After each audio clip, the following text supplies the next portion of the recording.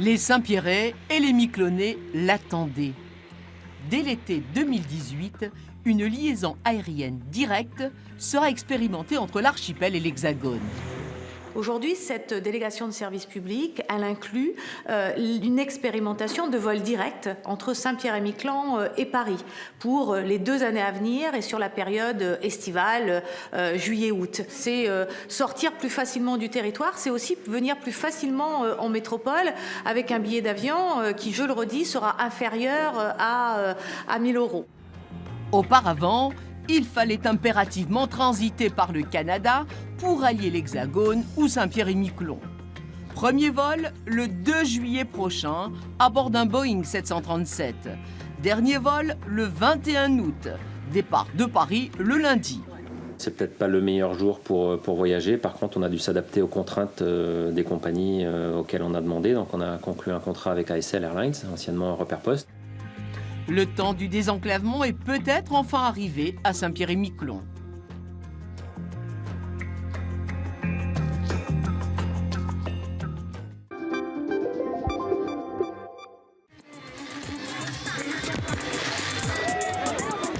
Pas de réveillon sans explosion, c'est une tradition à La Réunion.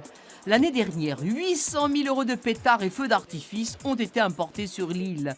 Les commerçants doivent s'adapter à des clients en quête de nouveautés. De plus en plus, les gens s'orientent vers des batteries d'artifice. Donc c'est comme les packs que vous voyez derrière moi, qui se ressemblent de plus en plus aux packs professionnels, mais qui restent accessibles pour le grand public.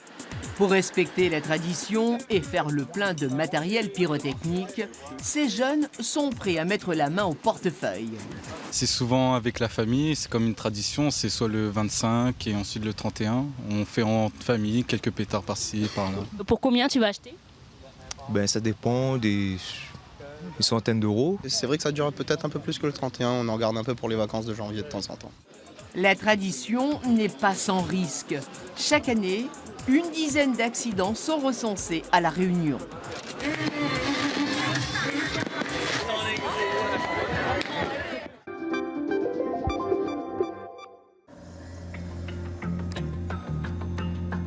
14 sépultures amérindiennes ont été mises à jour sur un chantier au Carbet.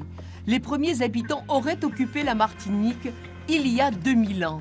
Mais le peuple de la civilisation du manioc amer reste mystérieux. Une caractéristique de l'époque, une pratique donc culturelle, c'est qu'ils sont mis dans une forme un peu fétale. Ce qui veut dire qu'on replie les membres inférieurs, donc les parties, les jambes, qui sont repliées ici sur le corps.